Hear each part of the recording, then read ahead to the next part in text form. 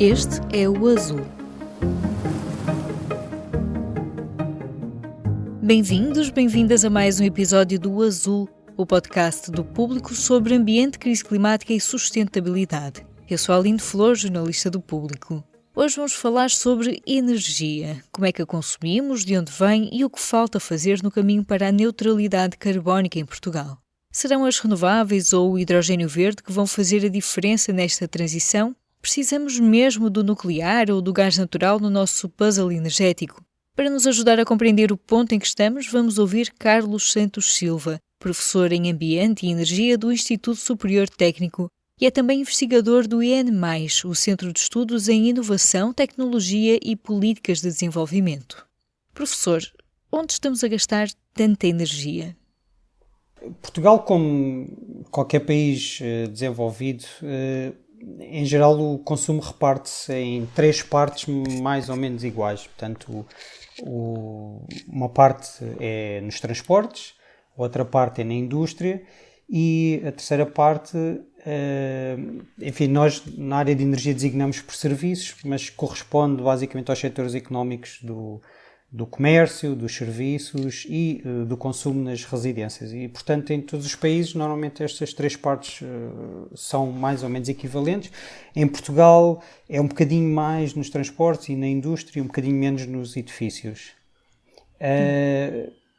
Pronto, agora, dentro de cada destas áreas, a estrutura do consumo é bastante diferente. Nos transportes, nós consumimos sobretudo produtos petrolíferos, enfim, e há alguns anos um bocadinho de biocombustíveis, na incorporação normalmente do diesel, e um bocadinho de eletricidade, normalmente associada à ferrovia e ao metro. Na indústria, nós consumimos, e agora estou a reportar-me mais ou menos a Portugal, um grande consumo é o gás. Porquê? Porque nas indústrias nós temos sobretudo necessidade de gerar calor de altas temperaturas ou médias temperaturas e portanto é preciso queimar combustíveis, em geral gás, pode ser biomassa, pode ser resíduos industriais, temos várias formas de fazer. E também consumimos eletricidade, normalmente mais para os equipamentos de furar, cortar, etc. E depois nos edifícios o consumo é um bocadinho mais diverso, portanto nós temos obviamente também necessidades de calor e frio, no fundo para a climatização dos espaços, porque nós passamos a maior parte dos nossos dias dentro de espaços, iluminação, equipamentos, computadores, outras máquinas, e também para a confecção de alimentos, águas quentes sanitárias, e portanto no setor dos edifícios o consumo é assim um bocadinho mais, os usos são um bocadinho mais diversificados. E há algumas alternativas a combustíveis fósseis mais clássicos, vamos usar a expressão, que também trazem alguns trade-offs que não são assim tão agradáveis. Como é que vamos produzir também o próprio hidrogênio verde, não é? Como é que isso é feito? Por exemplo, a energia nuclear, que a União Europeia também colocou na gaveta das energias verdes e que foi muito questionado. O próprio gás, não é? Que foi uma forma que se conseguiu de substituir alguns combustíveis fósseis, mas que também tem as suas questões.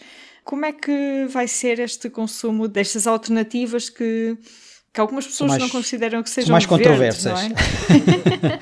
Olha, então, já agora só aqui uma clarificação, que enfim, eu gosto de fazer porque acho que é relevante. Portanto, nós, no discurso corrente, nós obviamente utilizamos quase como sinónimos energias renováveis e energias verdes ou limpas. Portanto, já agora só clarificar, a energia renovável, do ponto de vista económico, é aquela que se regenera à mesma taxa ou mais depressa ainda do que a utilização. Isto está quase correto, exceto, eu diria, duas exceções significativas.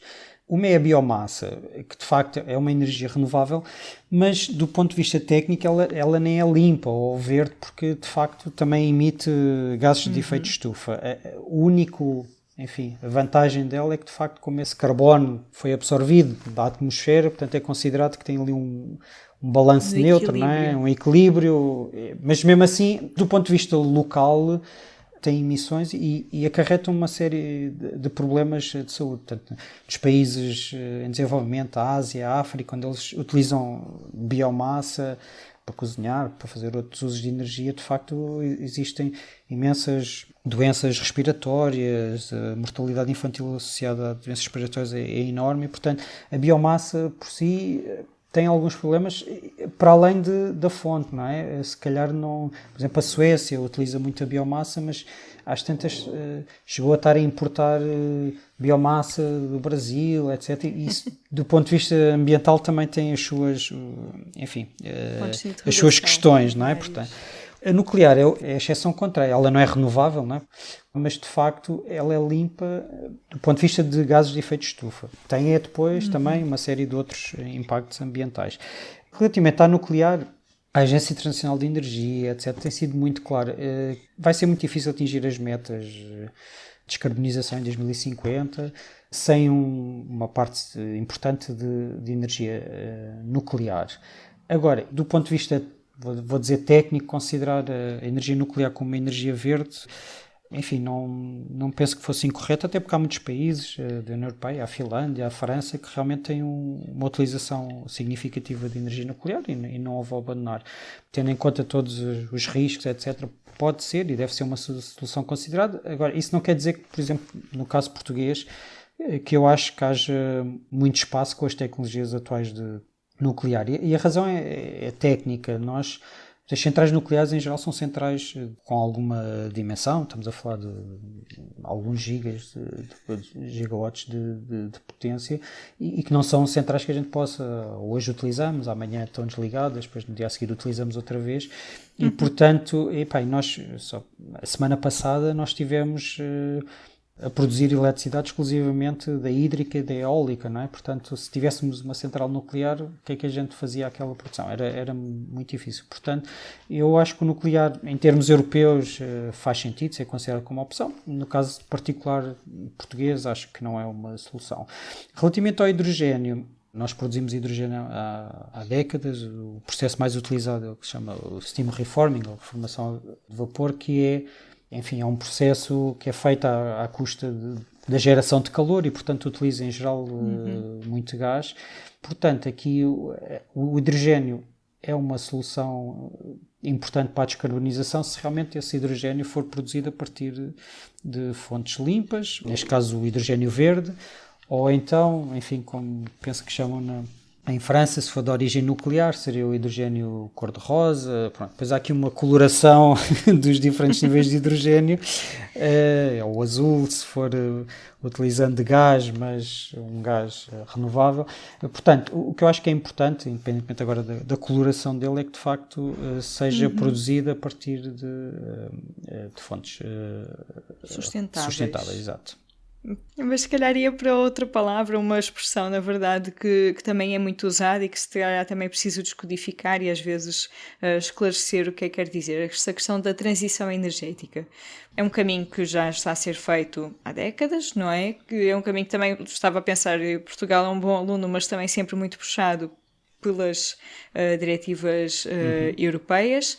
Nós temos um mix ainda que, já vamos estando mais limpos, não é? Em termos de produção, pelo menos interna, mas também há aqui algumas fontes que nós vamos ter que apostar e que se calhar não são ideais, não é? Ou puras do ponto de vista ecológico, mas também quando nós dizemos que vamos descarbonizar e tentar pelo menos ter uma neutralidade carbónica em 2050, o que é que isto vai significar? Que compromisso é que vamos ter que fazer para depois ter uma neutralidade? Olha, essa questão é muito interessante e já agora eu acho que qualquer solução que a gente atinja, há aqui, e se nós queremos um mundo sustentável, e a sustentabilidade no fundo tem 3 pilares, que é o ambiental, o económico e também o social, não é? Eu penso que qualquer coisa que nós façamos, o princípio basilar tem que ser suficiente para suprir as necessidades das pessoas, não é? As necessidades têm várias dimensões e só para exemplificar, eu acho que todos nós, obviamente, queremos ter acesso, à eletricidade em nossas casas, isso é uma das dimensões. Mas depois há uma segunda dimensão, todos nós gostamos de ter um acesso contínuo, não é? Portanto, ninguém gosta de, olha, durante 2 horas não há frigorífico, ou durante 2 horas não há não sei o quê. Portanto, e isso são 2 dimensões diferentes, mas eu acho que isso tem que estar na frente de tudo, que é qualquer coisa que nós façamos tem que ser inclusivo com as pessoas todas e tem que suprir as necessidades e não pode, quer dizer, não envisiono uma transição energética onde as pessoas percam qualidade de vida, etc. Pronto. Dito isto, transição energética, no fundo, como eu a percepciono, é a alteração da organização dos nossos sistemas energéticos que estão baseados em recursos energéticos fósseis para recursos energéticos sustentáveis. Vou usar a palavra sustentável, não necessariamente renováveis. Agora, o que é que isso implica? Nós, no estado em que estamos atual, eu acho que esta visão de descarbonizarmos completamente é importante, mas não é necessariamente, enfim, realista. Vou dar o exemplo do que está a passar hoje em Portugal. Nós temos com uma grande produção hídrica, alguma eólica, mas temos que ter ali um bocadinho de gás a funcionar para permitir que todas as variações de consumo, as subidas e as descidas que vão acontecendo ao longo do dia permitam que o sistema, de repente, que não haja um problema que se desligue uma parte do país. E lá está, esta é a parte onde a transição energética pode não ser pura neste sentido. Para garantir que as pessoas não ficam sem eletricidade e as indústrias não param, etc., provavelmente vou ter que estar a consumir um bocadinho de energia fóssil, porque não tenho, eventualmente, outra alternativa.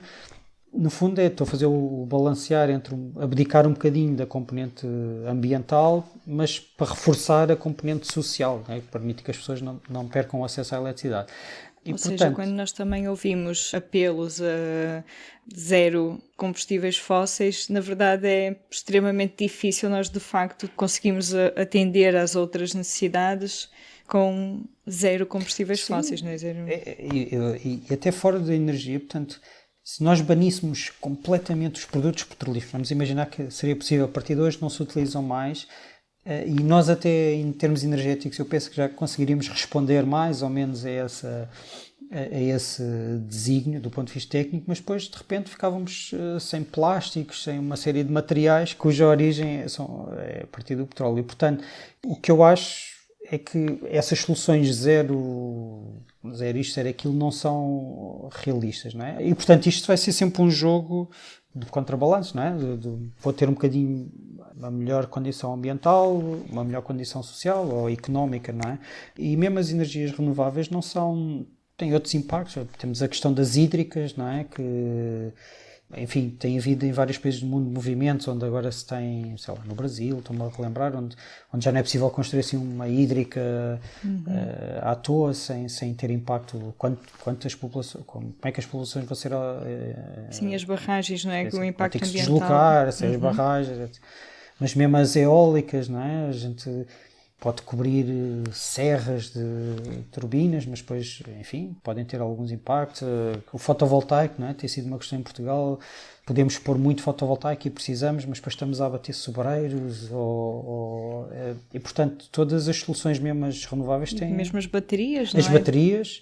E estes são os desafios. Eu não estou a criticar porque isto é realmente Por exemplo, eu sou totalmente a favor da utilização de renováveis, mas para isso vamos precisar de muita bateria. Para descarbonizar a mobilidade vou ter que eletrificar muitos veículos, mas para isso tenho que fazer uma mina, ou não sei quantas minas, a céu aberto durante alguns anos para extrair o lítio e, enfim, posso até estar a gerar emprego, mas portanto, estas decisões são... Não há nenhuma solução que seja perfeitamente... totalmente equilibrada nas dimensões da sustentabilidade e, portanto, o desafio, acho que dos políticos e nós todos é, no fundo, perceber em primeiro lugar que não há soluções puras e que, no fundo, o nosso papel consiste sempre em avaliar no conjunto destas 3 dimensões, o que é a melhor solução ou a menos má. Resolver um dilema de cada vez. Exatamente. E só para concluir também, se pudesse deixar, ou analisando também o que estamos a fazer, por exemplo, neste momento, e o que é que acha que poderiam ser apostas que poderiam estar a ser feitas? Não sei, agora também tivemos mudanças no governo, há sempre um refrescar de perspectivas. O que é que gostava que, assim, da sua análise, que pudesse ser uma aposta que ainda não está a ser feita, ou algo que deva ser reforçado? Não é? Os governos são a arte de fazer escolhas. Compromissos e escolhas. Exato. Sim. E o que é que poderia ser um holofote que deveria estar mais claro nesta altura? Eu vou falar dos 3 setores. Penso que na indústria as coisas estão a acontecer, mas na mobilidade eu penso que podia haver mais um esforço, mas se calhar tem que ser mais integrado, de facto, de promoção de novas formas de mobilidade, não é? Enfim, toda a estrutura que ainda temos de utilização das cidades, etc., ainda beneficia muito, de alguma forma, incentiva a utilização muito do transporte pessoal, e portanto eu penso que aí tem que haver um conjunto de políticas diferentes, não é? Que promovam esta mudança de paradigma. Incentivo maior. Sim. Eu dou este exemplo, se calhar não é significativo, mas eu, por exemplo, se me perguntassem quando eu tinha 12 ou 13 anos, uma coisa, quer ter um carro, não é? Eu hoje em dia, se perguntar isso à minha filha de 12, 13 anos, ela vai dizer, não, eu quero ter um cartão que chega a um carro e entre, ele me leva onde for e eu nem vou a guiar e seja, pronto. E portanto, eu acho que temos que repensar um bocadinho, neste setor em particular, não é o setor que eu trabalho mais, não tenho uma solução, mas penso que o grande esforço é promover políticas novas e experimentar. Nós às vezes, e temos nas cidades, às vezes temos agora esta luta entre as ciclovias e os que são contra as ciclovias, e eu penso que isto temos, quer dizer, as coisas têm que ser experimentadas, há coisas que vão funcionar melhor, outras piores, mas tem que haver este espaço. Eu penso que isso é o maior incentivo, é criar este espaço sem grande crispação de experimentar soluções novas, avaliar em todo momento se está a ter efeito, se não está a ter efeito. Nesse é um aspecto. E nos edifícios, eu, como disse há pouco, não desprezando todos os programas que estão a ser feitos, eu de facto é um problema realmente muito significativo em Portugal, e enfim, não passa só pela energia, passa as rendas, o acesso à habitação condigna, etc. Portanto, tem várias dimensões, a pobreza energética, e de facto eu acho que aí devia haver um esforço, e nós temos feito programas, mas às vezes passado um bocadinho ao lado desta dimensão energética. Eu vou dar um exemplo.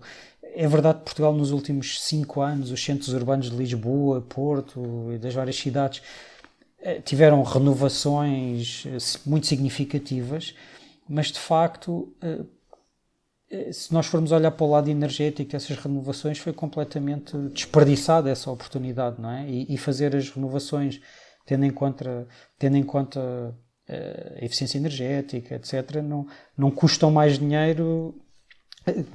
Se estamos a refazer uma casa, não é por causa de utilizarmos essas soluções que vamos gastar mais dinheiro. Agora, e acho que passámos ao lado um bocadinho disso, e portanto acho que é preciso reforçar aqui tudo o que é renovações de edifícios, reforçar um bocadinho o papel, a dimensão de conforto, de eficiência energética que é necessário ter, e que eu penso que aí temos facilitado um pouco. Não sei se quer acrescentar mais alguma questão. Bem, acho que há um tema que é importante mencionar, é que toda esta transição energética tem que ter a dimensão que hoje em dia é chamada a transição justa, isto é, mais uma vez, a sustentabilidade tem este pilar importantíssimo que é o social, e portanto todas estas alterações que nós vamos fazer aos usos, à produção, etc., têm que ter em conta que tem impacto na vida das pessoas. Um exemplo é, por exemplo, quando nós decidimos fechar uma central a carvão ou uma refinaria, não é? Que estas instalações com grandes emissões de gases de efeito de estufa, nós vamos deixar, por outro lado, uma série de pessoas sem emprego, e é preciso preparar é que essas pessoas reentrem na vida ativa noutra atividade, eventualmente até associada às energias renováveis, não é? Se calhar transformar um trabalhador de uma refinaria num instalador de sistemas fotovoltaicos. Portanto, é preciso que toda esta transição seja feita tendo em vista que há muitas pessoas que enfim, estão habituadas a um certo condição de vida nestes sistemas de energia que nós temos, mas que ao fazermos esta transição necessitam de reajustar a sua atividade e portanto nós temos que fazer estas coisas tendo em conta esta dimensão de alteração e preparar as pessoas para esta transição também. Fica a dica para o Governo e também para as nossas empresas, não é? Para serem mais diligentes nesta área. O investigador Carlos Santos Silva, do Instituto Superior Técnico. Como é habitual aqui no podcast do Azul, trago-vos as nossas sugestões do que pode ler no nosso site. Sem sair do tema da transição energética, há notícias sobre a descarbonização da indústria da aviação. No segundo semestre deste ano, a companhia aérea Virgin Atlantic vai fazer um voo de Londres a Nova Iorque usando somente biocombustível. Será propaganda? Nicolau Ferreira conta quais são os planos deste voo comercial sem pegada carbónica e explica porque é que a descarbonização da aviação é uma questão tão complexa. No campo da mobilidade suave, o Camilo Soldado preparou um grande trabalho que mostra que os municípios mais amigos da bicicleta estão a pedalar menos.